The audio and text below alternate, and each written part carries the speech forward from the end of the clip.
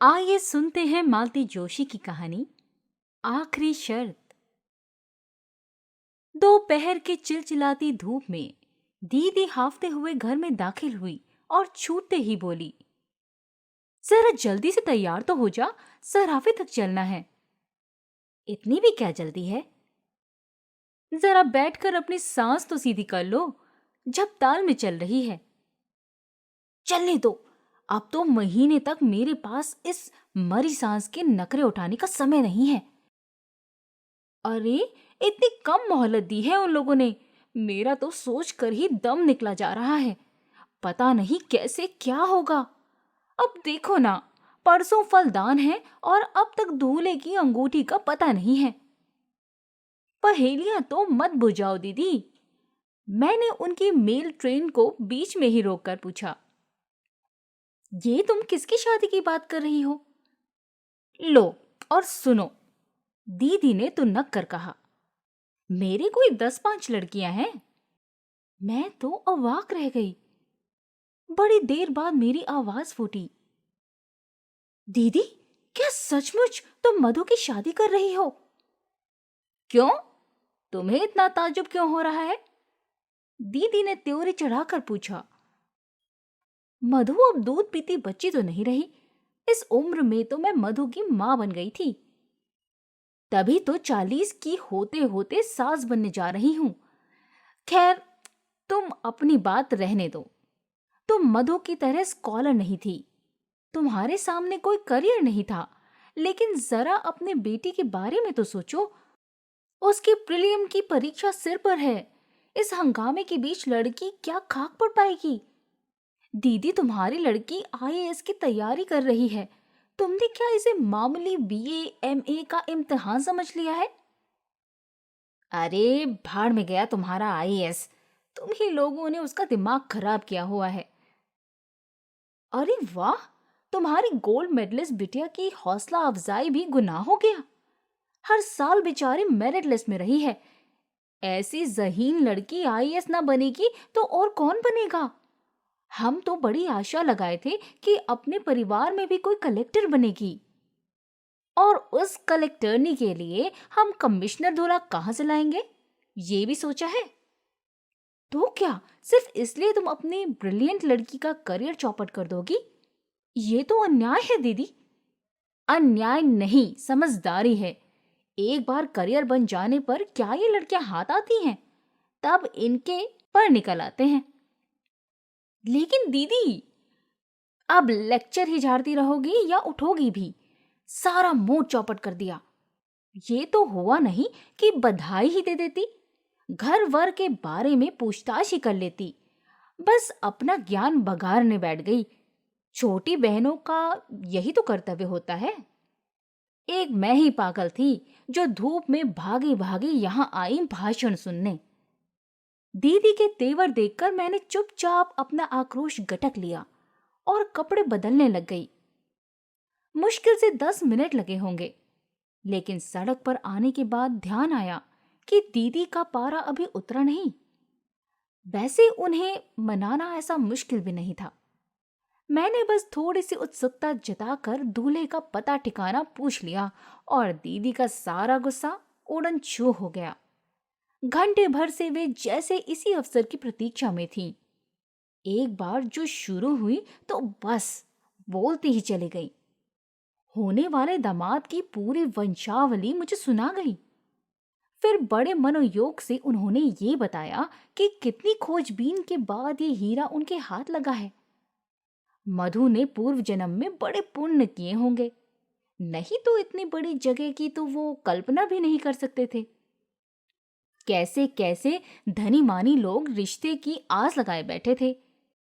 ढेर सा दान दहेज हर कहीं से मिल रहा था, पर लड़के ने मधु को देखा और बस सारे फोटो वापस कर दिए। ये दामाद प्रसंग पूरे रास्ते चलता रहा। प्रशंसा के लिए दीदी को जैसे शब्द ही नहीं मिल रहे थे। पर मेरा मन पूरे समय मधु में ही अटका रहा। बेचारी लड़की, भविष्य को लेकर उसने कैसे कैसे सपने बुने थे, सब धरे रह गए। हम लोगों ने भी उसके लिए बड़ी ऊंची कल्पनाएं की थी। पर सब व्यर्थ हो गई। अपनी पुश्तैनी दुकान से दीदी ने हीरे जैसे दामाद के लिए हीरे की अंगूठी खरीदी। एक बड़ी सी चांदी की ट्रे भी खरीदी गई। मधु का सेट तो बनकर तैयार था। उसकी सास के लिए 3 तोले के मंगलसूत्र का ऑर्डर दिया गया। दुकान से उतरते हुए दीदी भेद भरे अंदाज में बोली, सारा पिटारा ऐसा भेजूंगी कि देखना, आंखें फटी की फटी रह जाएंगी। दीदी उस समय उत्साह की मूर्ति बनी हुई थी। शादी का जैसे उन पर नशा सा चढ़ा था। उनका बस चलता तो शायद उस दिन पूरा बाजार ही खरीद लेती। जब पर्स में सिर्फ किराए के लायक पैसे बच रहे, तभी उन्होंने अपनी खरीदारी बंद की। इतनी जोखिम के साथ उन्हें घर अकेले भेजने का साहस नहीं हुआ। मैं भी साथ हो ली। मधु से मिलने का भी मन हो रहा था। घर एकदम सुनसान था। मधु के रहते घर में इतना सन्नाटा, आश्चर्य था। 24 घंटे चीखता ट्रांजिस्टर और उसके सुर में सुर मिलाकर गाती मधु, ये तो दीदी के घर की स्थायी प्रतीक थे। मधु घर में नहीं, अपने कमरे में होगी, दीदी ने बताया और फिर एकदम याचना भरे स्वर में कहने लगी, तेरे हाथ जोड़ती हूँ कुसुम, उसके पास जाकर कुछ ऐसी वैसी बात मत करना। वो पहले ही मुंह फुलाए बैठी है। अब तुम उसके गुस्से को हवा मत देना। अपन साधारण लोग हैं बहन, बहुत ऊंचे सपने देखना हमें शोभा नहीं देता। दीदी, सपने देखने पर तो तुम प्रतिबंध नहीं लगा सकती, बाकी तुम अपने मन की कर रही हो। सपनों से जिंदगी नहीं चलती रे। क्या सभी सपने पूरे हो जाते हैं? अब इसी को ले लो, हर साल इतने लोग परीक्षा देते हैं, क्या सभी पास हो जाते हैं? फिर उसी आशा में उम्र बढ़ाने का फायदा? इतना अच्छा रिश्ता रोज रोज थोड़े ही मिलता है। दीदी की बात में कोई खास वजन नहीं था, पर उनके स्वर का गीलापन मुझे छू गया। उन्हें आश्वस्त करते ही मैंने मधु के कमरे में पांव दिया। अपनी मेज के पास गुमसुम बैठी मधु सोनी आंखों से खिड़की के पार देख रही थी। सामने फ्रांस की राज्य क्रांति का इतिहास खुला पड़ा था। उसके पन्ने हवा में फड़फड़ा रहे थे। हेलो हनी, मैंने उसे बाहों में भर कर कहा। तुम तो बड़ी छुपी रुस्तम निकली, चुपके चुपके सब तय कर डाला, हमें हवा भी न लगने दी। उत्तर में मधु ने 2 बूंद आंसू टपका दिए। बस, धत पगली, ऐसे रोते हैं कहीं? मैंने उसे पुचकारते हुए कहा, पर मन जाने कैसा हो आया। दीदी, मधु तो रो रही है, मैंने दीदी के पास बैठते हुए कहा। शादी की बात सुनकर सभी लड़कियां रोती हैं। दीदी ने निर्लिप्त भाव से मुझे चाय का कप पकड़ा दिया। तुम भी रोई थी, हम भी रोए थे। तुम क्यों रोई थी, याद है दीदी? कॉलेज जाने का तुम्हारा अरमान मन में रह गया था। अम्मा बाबूजी ने कहा था कि तुम्हें बीए करा देंगे, तो हम लड़का कहाँ से लाएंगे? आज वही अन्याय तुम अपने बिटिया के साथ कर रही हो। पीढ़ियां बदल गईं, पर हमारी मान्यताएं वही की वही हैं। हम उन्हें अम्मा बाबूजी कहते थे, बच्चे हमें मम्मी पापा कहते हैं। बस इतना ही फर्क आया है, बाकी सब तो वैसे का वैसा ही है। वैसा का वैसा कहाँ है? मेरी लड़की AA में है।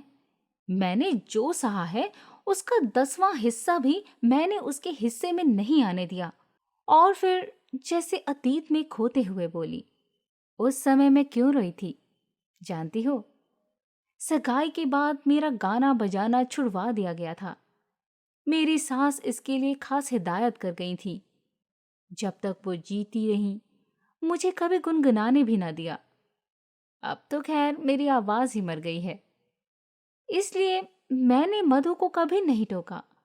उसकी दादी गालियां निकालती रही, पापा तो हमेशा ही बरसते रहे, पर मैं हमेशा उसका बचाव करती रही। मेरा गला घोट दिया, कोई बात नहीं, पर लड़की पर यह अन्याय नहीं होने दूंगी। मैंने तो मधु की सास से साफ साफ कह दिया है, मैं पिछली पीढ़ी की थी, इसलिए मन मार कर भी जी गई। मेरी लड़की से ये न हो सकेगा। मैं दीदी का तमतमाया चेहरा देखती रह गई। वक्त ने उसके घाव भर दिए हैं, पर टीस अब भी बाकी थी। प्रसंग चिढ़ते ही उनकी वो पीड़ा सतह पर आ गई थी। मुझे चुप देखकर ममता भरे स्वर में बोली, तुझे मधु की पढ़ाई की चिंता है ना? देख, भाग्य में विद्या होगी तो पढ़ ही लेगी। वैसे वे लोग बड़े समझदार हैं। अब रहने भी दो दीदी, शादी के बाद पढ़ना क्या होता है मुझसे पूछो। सारा घर जैसे आप पर पहरा देता है, एहसान जताता है, और अगर बदकिस्मती से कहीं फेल हो गए तो बस सारी जिंदगी ताने सुनते ही बीतती है। दीदी के घर से लौटते हुए मन बेहद उदास था। उनकी मौन व्यथा का एकाएक साक्षात्कार हो जाने से मैं चौंक गई थी। अनजाने ही मेरे अपने भी कुछ घाव हरे हो गए थे, और इन सबसे ऊपर था मधु का आंसू से भीगा चेहरा, जो किसी तरह आंखों से हटता ही न था। सच, अगर हमें अपने बच्चों के पंख उतरने ही होते हैं तो पहले हम उन्हें आकांक्षाओं का आकाश देते ही क्यों हैं? घर में प्रवेश करते हुए डर रही थी कि सबके मुंह फूले मिलेंगे। पड़ोस से चाबी लेकर घर खोलना न बच्चों को अच्छा लगता है, न उनके पापा को। सबके स्वागत में मेरा दरवाजे पर मिलना जैसे जरूरी है। लेकिन घर में मौसम खुशगवार था। वातावरण से प्रसन्नता की महक आ रही थी। चलते समय दीदी ने जबरदस्ती एक मिठाई का पैकेट थमा दिया था। मिठाई और मधु की शादी की खुशखबरी एक साथ पाकर जनता और भी खुश हो गई। आश्चर्य तो तब हुआ जब श्रीमान जी भी मेरे सामने काजू की बर्फी का डिब्बा खोलकर खड़े हो गए। लो श्रीमती जी, तुम भी हमारी ओर से मुंह मीठा करो, तुम्हारी बिटिया भी झंडे गाड़ कर आई है। अच्छा? मैंने खुशी से डगमगाते हुए पूछा, क्या हुआ? Oh mummy, I am so happy today. मेरी छोटी सी कन्या मेरे गले से झूल गई। अरे पहले मुझे बताओ तो कुछ। तुम्हारी बिटिया को मद्रास कला केंद्र की स्कॉलरशिप मिली है। किस लिए? भरतनाट्यम के क्या कहते हैं उसे? हाँ, गहन प्रशिक्षण के लिए। Extensive study in Bharatanatyam. अब हमारी लाडो 3 साल तक मद्रास में रहकर बड़े बड़े महारथियों से प्रशिक्षण प्राप्त करेगी। ओ मम्मा, आई एम सो हैप्पी। शीतल फिर एक बार मुझसे झूलने को थी कि मैंने उसे सख्ती से अलग कर दिया और उसी सख्त लहजे में उसके पिता से पूछा, 3 साल तक मद्रास में रहेगी और इसकी पढ़ाई का क्या होगा? अरे भाई, पढ़ने के लिए ही तो जा रही है, बताया ना कि गहन प्रशिक्षण के लिए जा रही है। अरे वाह, ये कोई पढ़ाई है? अच्छा भला तो नाच लेती है, अब और प्रशिक्षण लेकर क्या करेगी? बीए एमए करके ही कोई क्या कर लेता है? जरा इस बात पर तो गौर करो कि 810 लोगों ने फॉर्म भरे थे, उनमें से केवल 10 को चुना गया है, और उन 10 भाग्यशाली लोगों में तुम्हारी बिटिया भी एक है। कब भरे गए थे फॉर्म? किससे पूछकर भरे गए थे? आवेश में मेरा गला ही रूंध गया। इतना एक्साइटेड क्यों हो रही हो? इतना बड़ा कदम क्या वो अपने मन से उठाएगी? मैंने भरवाया था और शायद तुम्हें बताया भी था। गलत। मुझे बताया होता तो मैं कभी हाँ ना करती। मैंने तो उसे डॉक्टर बनाने का सपना देखा था। छी, मैं नहीं बनूंगी डॉक्टर। मुझे वो चीर फाड़ जरा भी अच्छी नहीं लगती। शीतल ने ऐसे मुंह बनाया जैसे उसे उपकारी आ रही हो। तुम्हें तो बस पैरों में घुंघरू बांधकर मटकना अच्छा लगता है। मैंने उससे भी बुरा मुंह बनाकर कहा, ये अच्छी जबरदस्ती है। शीतल के पिता सहायता के लिए दौड़ पड़े। अगर उसकी दिलचस्पी मेडिकल प्रोफेशन में नहीं है तो ना सही, दुनिया में और भी तो विद्याएं हैं कि बस नाचना ही रह गया है। पर मम्मा, इसमें बुराई क्या है? देखो, वे गंभीर होकर बोले, बच्चों पर अपनी पसंद नापसंद लादने के दिन अब लद गए। अब हमें उनकी रुचि का भी ध्यान रखना चाहिए। और कैसे ध्यान रखा जाता है? मैंने चिढ़कर कहा, इसके लिए हमने ट्यूटर रखे, महंगी पोशाकें सिलवाई, रियाज के लिए टेप रिकॉर्डर खरीदा। बच्चों के शौक के लिए हम कब पीछे हटे हैं, बल्कि अपनी हैसियत से कुछ ज्यादा ही करते रहे हैं। पर इसका मतलब ये थोड़े ही है कि सब कुछ छोड़कर उसी में जुट जाओ, रुपया भी फूंको और साल भी बिगाड़ो। देखो, शौक अपनी जगह है, करियर अपनी जगह। डांस सिर्फ शीतल का शौक या हॉबी नहीं है कुसुम, वो इसे अपना करियर बनाना चाहती है। वाह, क्या बात है। कल को इसकी शादी भी करनी है कि नहीं? ये शादी की बात बीच में कहां से आई? क्यों, कुछ गलत कहा मैंने? कल को लड़के वाले पूछेंगे तो अपने पास कुछ जवाब तो होना ही चाहिए ना, कि नहीं कि यही कह देंगे कि साहब लड़की पढ़ी लिखी है, बस नाचना जानती है। वो क्या कहते हैं, गहन प्रशिक्षण प्राप्त है। बहुत अच्छा लगेगा ना ये कहते हुए? कम से कम मुझे तो बुरा नहीं लगेगा। और इस बात को सुनने के बाद कितने लड़के शादी के लिए तैयार होंगे? तुम्हें संदेह क्यों हो रहा है? इसलिए कि मैं हिंदुस्तानी लड़कों की मनोवृत्ति को आपसे ज्यादा समझती हूँ। मैं जानती हूँ कि अपने को अत्याधुनिक कहने वाले युवक भी पत्नी को स्टेज पर नाचते नहीं देख सकते। कला की प्रशंसा करना एक बात है, कलाकार से शादी करना एकदम दूसरी। शादी शादी शादी, शीतल एकदम चीख पड़ी। बंद करो ममा, बोर हो गई हूं मैं। तो क्या लड़की के करियर की यही एक आखिरी शर्त है, शादी? ओ गॉड, हाँ, यही आखिरी और अनिवार्य शर्त है, मैंने कहा और दोनों हाथों से अपना चेहरा ढांप लिया। मेरी प्रगतिशीलता का नकाब किसी ने फाड़ कर फेंक दिया और मुझे अब अपने चेहरे पर शर्म आ रही थी।